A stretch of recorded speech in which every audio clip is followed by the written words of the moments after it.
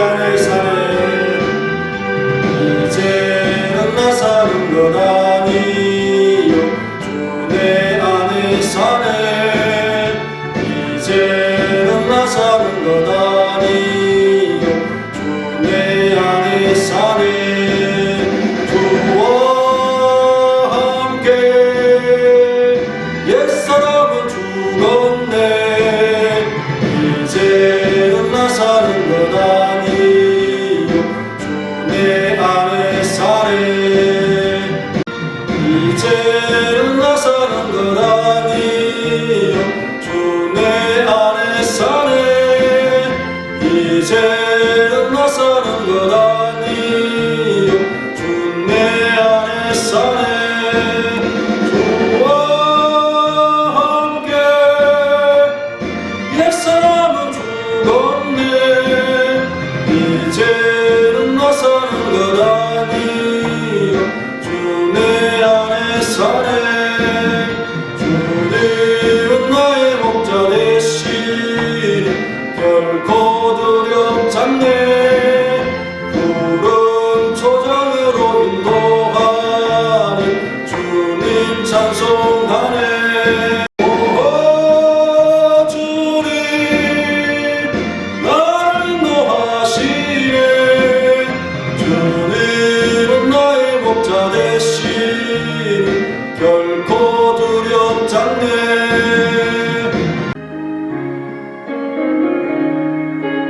함께 주님과 같이 주님과 같이 내 마음 만지는 분은 없네. 오랜 세월 찾아 난 나왔네. 내겐 주밖에 없네. 주 자비감 같이 걸어 주 손길 치료하네. 고통받는 자녀 품으시니 주밖에 없네. 주님과 같이 내 맘 만지는 분은 없네. 오랜 세월 찾아 난 알았네. 내겐 주밖에 없네. 주님과 같이 내 맘 만지는 분은 없네. 오랜 세월 찾아 난 알았네.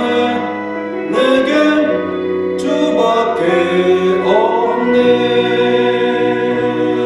주 자비 감같이 흐르고 주 손길 치료하네. 고통받는 자녀 품으시니 주밖에 없네. 주님과 같이 내 맘 만지는 분은 없네. 오랜 세월 찾아 난 알았네. 내겐 주밖에 없네.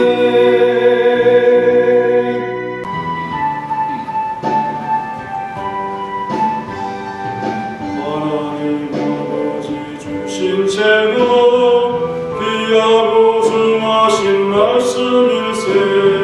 기쁘고 반가운 말씀 중에 날 사랑한단 말 참 좋도다. 주께서 나를 사랑하니 즐겁고도 즐겁도다. 주께서 나를 사랑하니 나는 참 기쁘다.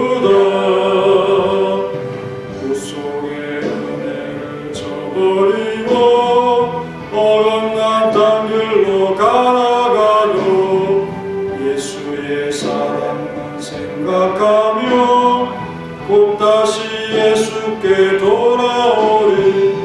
주께서 나를 사랑하니 즐겁고도 즐겁도다. 주께서 나를 사랑하니 나는 참 기쁘다. 우주의 영광을 바라보며 예수의 이름을 찬양하리. 영원히 찬양할 나의 노래. 예수의 이름이 귀하도다. 주께서 나를 사랑하니 즐겁고도 즐겁도다. 주께서 나를 사랑하니 나는 참 기쁘다. 주 예수 날 사랑하시오니 나 또한 예수를 사랑하네. 날 구원하시려 내려오사 십자가 위에서 죽으셨네. 주께서 나를 사랑하니 즐겁고도 즐겁도다. 주께서 나를 사랑하니 나는 참 기쁘다. 주께서 나를 사랑하니 즐겁고도 즐겁도다. 주께서 나를 사랑하니 나는 참 기쁘다. 주 예수 날 사랑하시오니 마귀가 놀라서 물러가네. 주 나를 이렇게 사랑하니 그 사랑 어떻게 보답할까. 천천히 주께서 나를 사랑하니 즐겁고도 즐겁도다. 주께서 나를 사랑하니 나는 참 기쁘다. 주여 올려드리겠습니다.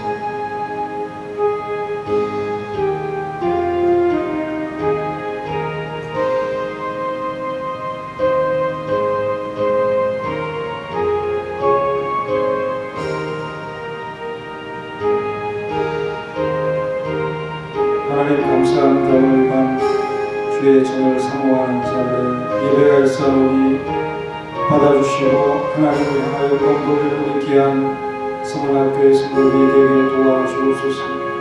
주님을 찬양하고 주님과 한목하며 교제하는 것을 기뻐합니다. 주의 말씀을 사랑하며 주께서 우리에게 말씀을 읽게 하심을 기뻐합니다. 하나님께서 우리를 도우시고 주님의 귀한 도구로서 쓰임받도록 역사하옵소서. 예수님의 이름으로 기도하옵나이다. 아멘. 찬송가 200장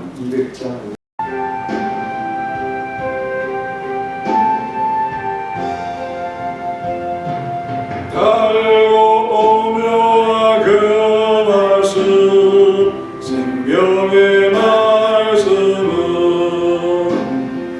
귀한 그 말씀 진실로 생명의 말씀이 나의 일과 믿어 밝히 보여주니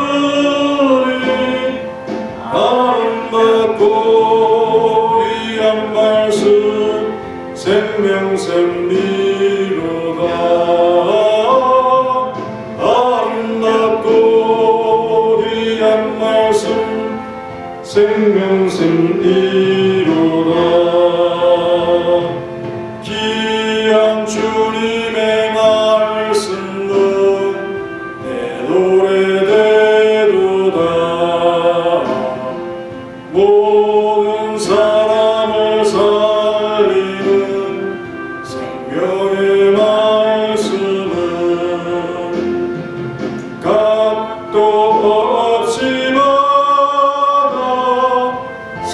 생명길을 가니 아름답고 귀한 말씀 생명샘이로다.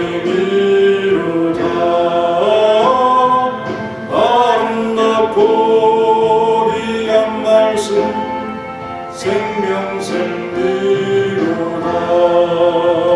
아름답고 귀한 말씀 생명샘이로다.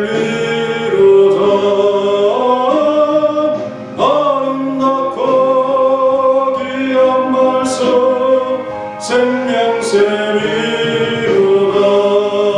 멀리 울리어 퍼지는 생명의 말씀은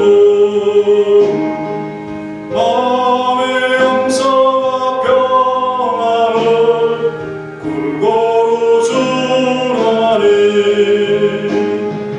다만 예수 말씀 듣고 먹을 밤내 아름답고 귀한 말씀 생명샘이로다. 아름답고 귀한 말씀 생명샘이로다.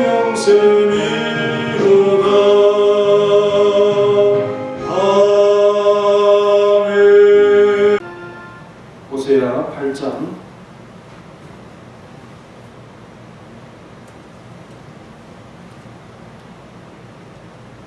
12절 13절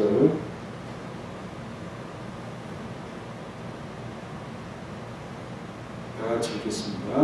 호세아 8장 12, 13.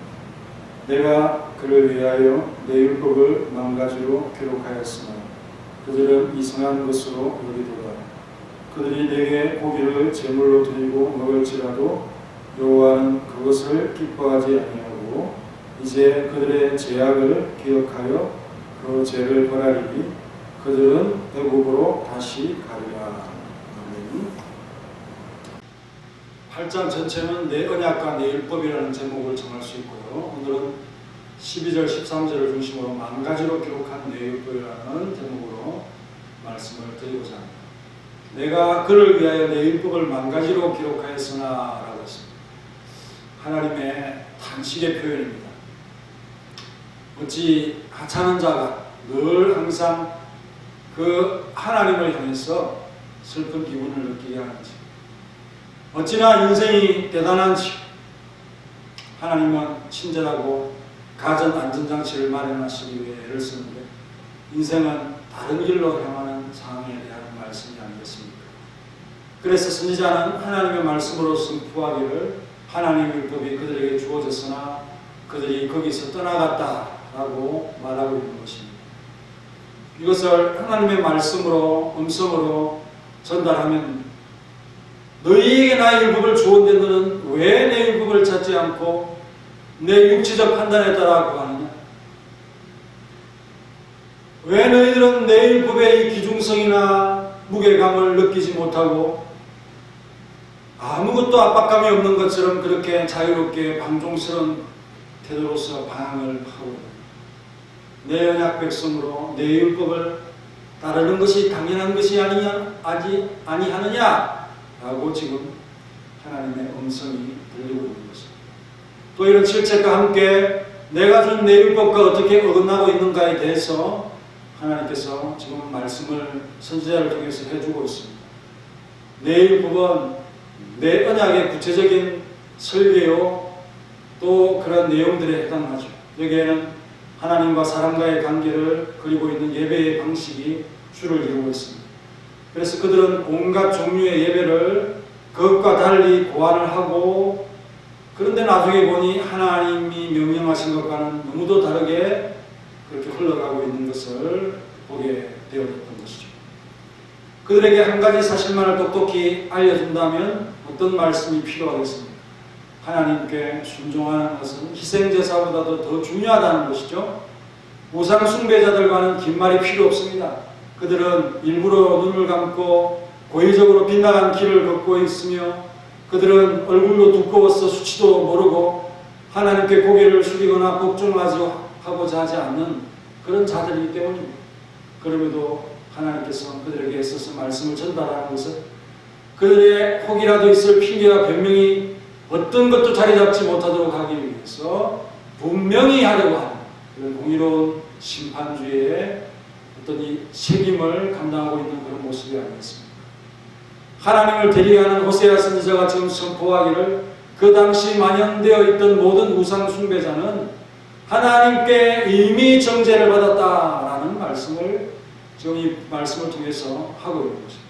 그들은 자기들에게 처음부터 불편한 율법에 복종하지 않고 그들이 자기들을 위하여 고안한 그 왜곡되고 위조된 예배의식을 가지려는 그 욕망에서 죄를 키우고 있었던 그들을 향한 하나님의 경고인 것입니다. 마지막 경고죠.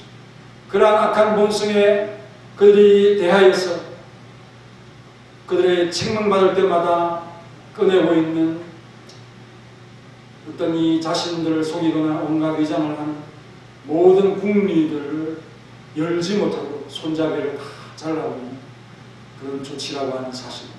그래서 만가지의 율법이라고 하는 것은 어느 것도 통과할 수 없는 빽빽한 건물과 같이 이런 정죄함을 만가지로 기록하여 너희들을 규정하고 있다라고 하는 참 두려운 말씀이기도 합니다. 그들의 악한 생각이 무엇이라고 말합니까?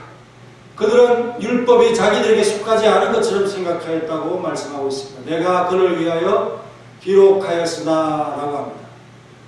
하나님은 단순히 기록한 것을 말하지 않고 그 기록된 보물이 이스라엘 백성 중에 보관되었다라고 힘주어 말하고 있습니다. 그리고 율법은 그들의 특별한 유산이었고 그들에게 겉으로 위대한 영예가 부여되었다는 것을 그들이 인정하지 않았기 때문에 그 백성은 더욱 악화된 것이라고 진단하고 있습니다. 내가 나의 율법을 모든 사람들을 위해서 기록한 것이 아니라 나의 선민을 위해서 기록한 것이다 라고 밝히고 있기 때문이죠. 그런데도 그들은 이것을 자기들과 관계없는 것으로 자기들의 외부에서 발생한 것으로 그렇게 취급을 했습니다. 왜냐하면 관계없다라고 하는 이 표현은 외부에서 발생하는 것 그렇게 번역될 수 있기 때문에 그들이 이상한 것으로 여겼도다라고 한 것이 바로 이 관계없다라고 하는 이 뜻을 가지고 있는 단어를 사용했습니다. 이상한 것, 주름, 곁길로 들다, 또 이방인이 되다, 낯설다, 생소하고 이상하게 여겨지는 그 하나님을 존중한다면, 그 하나님이 누구인지를 안다면, 그 구원의 하나님을 그들이 찬양하고 고백하는 자라면 왜 하나님께서 주신 율법을 이상하게 여길까요? 수만 가지 율법을 써주었으나 자기들과는 아무런 관계없처럼 없는 것처럼 여겼다. 한편 내 율법을 만 가지로 기록하였다 할 때 내가 율법을 위대한 것, 귀중한 것, 존귀한 것으로 너희들에게 주었다라고 하는 그 뜻을 포함하고 있습니다.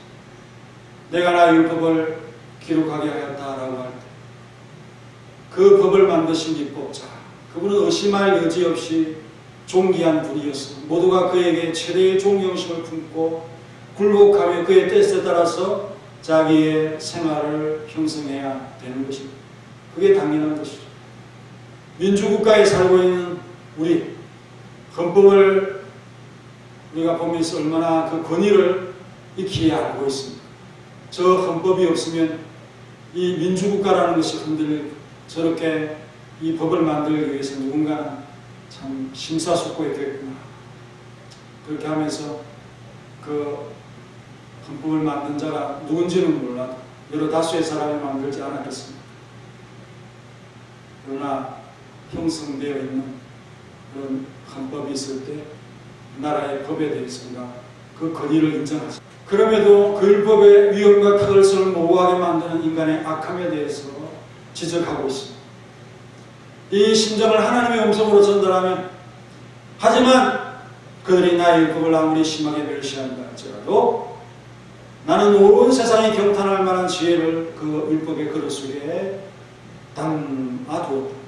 나는 율법을 통해서 하늘의 지혜에 속한 온갖 비밀들을 펴놓았다.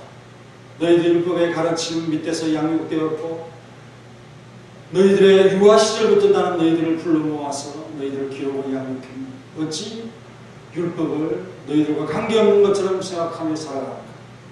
너희들은 하나님의 율법을 내 율법을 생명의 깃발처럼 인정하고 그 깃발 하에서 내가 너희들을 보존하고 있음을 알았어야 했다. 이렇게 우리에게 알려주시는 것입니다. 믿는 자들에게는 더욱 믿음을, 불신함과 불순종하는 자들에게는 두려움 주시는 말씀이 아니겠습니까? 그 법을 떠난 자들의 행위와 결말은 어떻게 되어지죠? 13절에 있는 말씀이죠.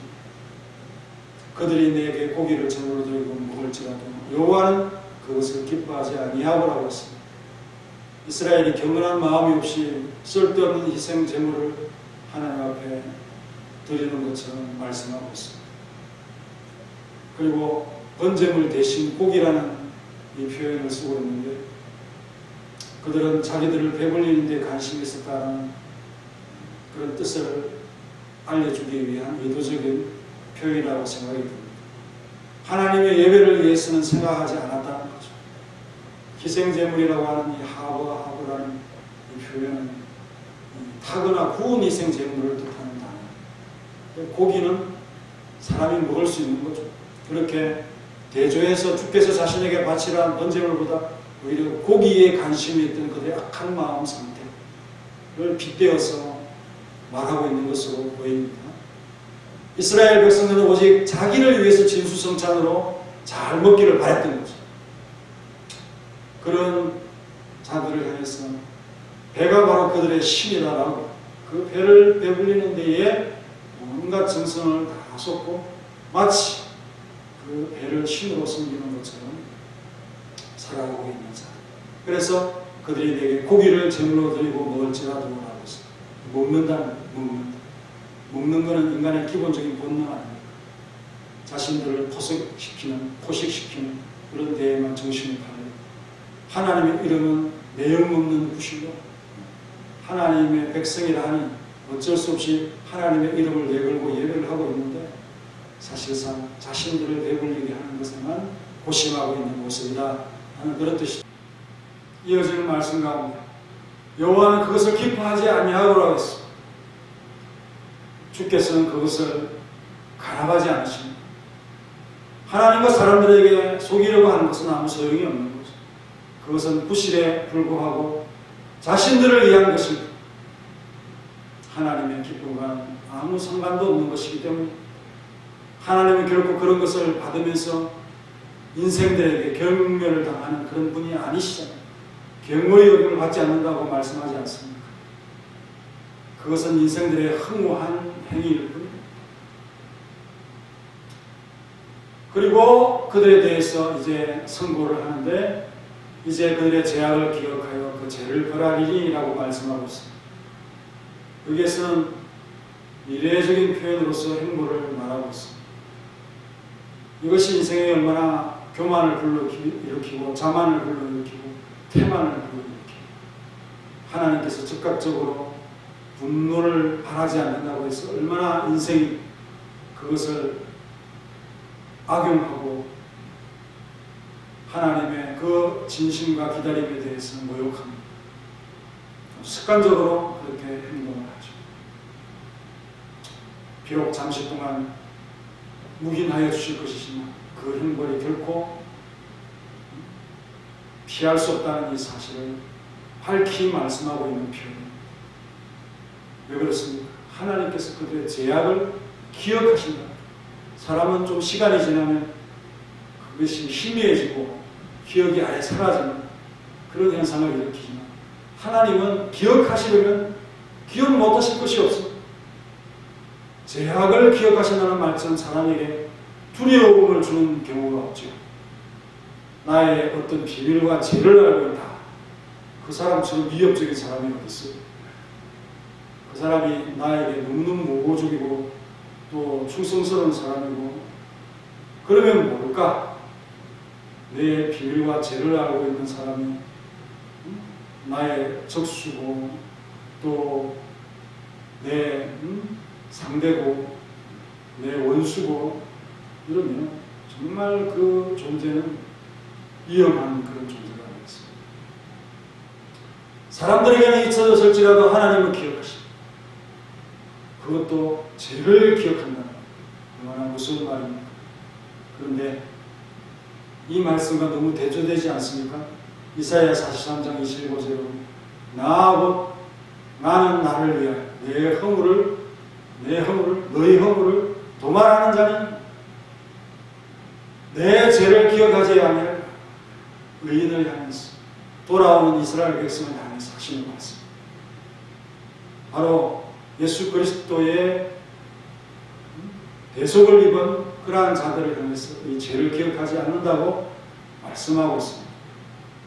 내가 내 허물을 빽빽한 구름같이 내 죄를 안개같이 없이 하여서 잠시 있는 바람에 흘러가는 또 비가 내리고 나면 맑아지는 없어지는 그런 것이 되게끔 하리라. 너는 내게로 돌아오라. 내가 너를 구속하겠습니다. 얼마나 아름다운 말씀입니다. 이사야의 표현입니다. 또 이사야 1장에서는 여호와께서 말씀하시되 오라 우리가 서로 변론하자. 너희의 죄가 주홍 같을지라도 눈과 같이 희어질 것이요 진홍같이 붉을지라도 뭐같이 양털같이 이르리라. 아주 새하얀 눈과 양털처럼 그 죄가 다 희게 될 것이라. 우리가 서로 변론하자. 마치 하나님께서 우리의 죄를 다 변호해 주실 것처럼 그렇게 표현하고 있습니다. 이런 말씀과 너무 대조적이라서 은혜를 느낍니다. 그리고 그들은 애굽으로 다시 가리라. 이 말씀은 우리가 비정상과 정상이라는 개념으로 생각하면 그 답이 이 의미가 금방 들어오고 자기 나라에 있는 것이 가장 안전하고 정상적이죠. 애굽에 가는 것은 어떤 이유에든 뭔가 나라에 위기가 발생했다면 도움을 구하든지 쫓겨나든지 피하여 가든지 어떤 경우에는 자기 나라에 살고 있는 것과는 다른 비참함이 아니겠습니까? 그러므로 이 구절은 이스라엘 백성들이 추구하는 도피처는 결코 있지 않을 것이다. 아무런 쓸모가 없을 것이다. 이로써 선지자는 이스라엘 향해서 그들이 일시적으로 애국을 의지해서 살아갈 모양으로 그렇게 한다 할지라도 너희들이 과연 하나님을 상대해야 한다는 것을 너희들이 감당할 수 있겠는가? 더 이상 온갖 어리석은 생각으로서 너희들을 스스로 속이지 말아라. 그렇게 말씀을 하고 있습니다. 이미 눈이 어두워져가지고 세상하고 같아져 버린 이러한 자들에게 이런 근거가 얼마나 그 귀에 들리겠습니까? 보이겠습니까? 마음과에 빠져있지만 그러나 하나님의 뜻을 명확히 깨달은 우리 믿는 자들의 마음은 확실히 이 말씀을 듣고 깨어나고 일어날 수밖에 없다는 사실을 기억하면서 오늘 이 말씀 10,000가지 하나님께서 기록하신 말씀을 우리에게 주셔서 그 말씀으로 우리를 안전하게 보존하고 있다. 그 말씀을 지켜갈 때 생명의 길을 지킬 수 있고 그 주인공이신 예수 그리스도를 찾아서 믿기만 하면 우리의 구원과 생명은 영원히 보장된다고 하는 이런 사실을 우리에게 알려주는 말씀입니다. 다 같이 하나님 감사합니다. 오늘 밤에도 주의 전에 와서 말씀을 잠시 묵상했습니다. 날씨가 추운 가운데 수요일에 오신 성도님들을 기억하게 하시고 정말 우리의 죄를 용서하시고 독생자의 생을 통해서 구원받았음을 기억하고 죄를 향해서 악을 향해서 마구 달려가는 이스라엘 백성들의 이 망나니 같은 이런 모습들을 보면서 그 어두워진 마음과 어두워진 길 얼마나 무서운 것인가. 하나님께서 이렇게 열심히 말씀을 주시고 적절한 말씀을 주시고 10,000가지의 은혜를 주시고 10,000가지의 율법을 주셔서 그를 안전하게 하셨음에도 불구하고 그 덧비처와 그 피난처를 생각하지 않고 얄팍하게도 예배에 잘못된 것들을 더하니 애국을 의존하고 하나님의 백성이 아닌 것처럼 상관이 없는 것처럼 세상과 짝지어 살아가는 자미란 모습들의 그리스도인들을 바라보면서 무늬만 그리스도인들 정말 신앙의 농사와 신앙의 참 씨앗을 뿌리는 것에 너무나 인색하다 하는 사실을 우리가 깨닫게 됩니다. 주여 온전한 마음으로 주님을 바라볼 수 있도록 도와주시고 하나님께서 우리에게 그런 대우를 받으실 만한 그런 분이 아니시라는 사실을 우리가 깨닫고 하나님을 존중하고 하나님의 주신 율법을 지켜갈 수 있는 우리 사랑하는 성도들이 될 수 있도록 역사하여 주옵소서. 예수님의 이름으로 기도하옵나이다. 아멘. 1장 참 사람 되신 말씀. 참 사람 되신 말씀 하늘의 지혜요 변하지 않는 진리 온 세상 비치라 주 말씀 성경에서 찬란히 빛나고 내 길에 등불 되니 늘 찬송하리라 주께서 세운 교회 이 말씀 받아서 그 귀한 빛을 비춰 온 세상 비친다 귀중한 성경 말씀 금보다 귀하고 주님의 귀한 모습 잘 드러내도다 이 말씀 깃발처럼 드높이 날리니 어두운 바다 위에 등대와 같도다 이고해 같은 세상 나 평생 지낼 때 그 말씀 나의 길에 등불이 되도다 주님의 몸된 교회 빛나는 등대요 이 세상 만민 앞에 비추게 하소서 더 방황하는 길속 이 등불 따라서 주 얼굴 볼 때까지 잘 가게 하소서.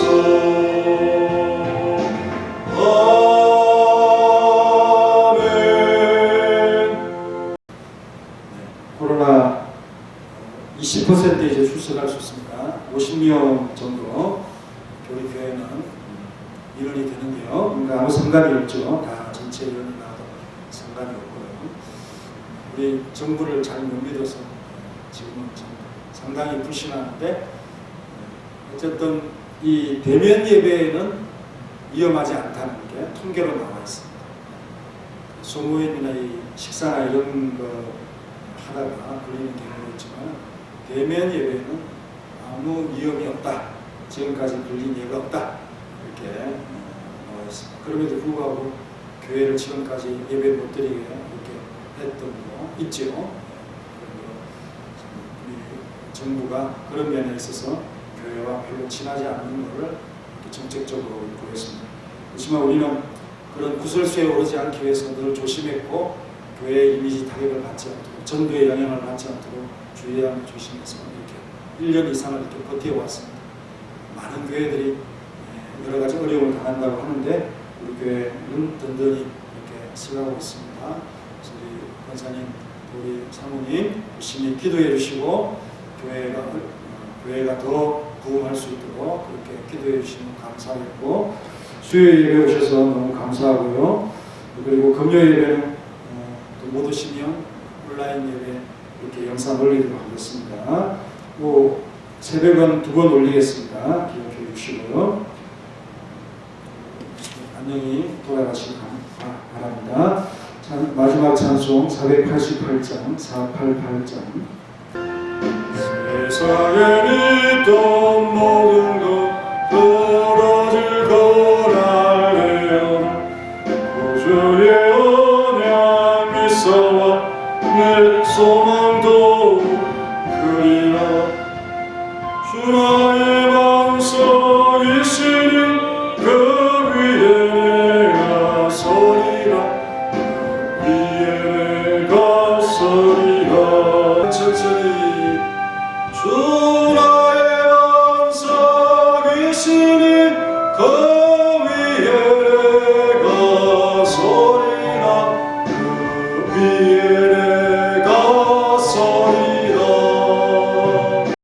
이제는 우리 구주 예수 그리스도의 은혜와 독생자 주신 놀라우신 하나님의 사랑, 성령님의 교통하심, 내 언약, 내 율법에 속한 자들에게 만 가지의 율법을 충만한 지혜의 말씀을 주셨어.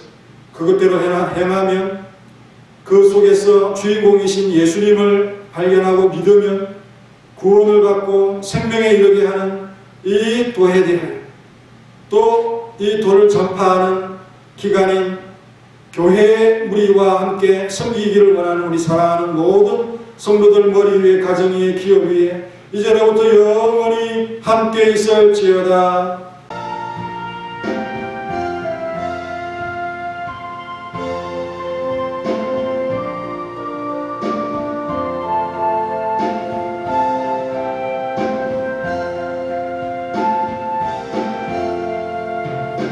마쳤습니다. 안녕히 가십시오.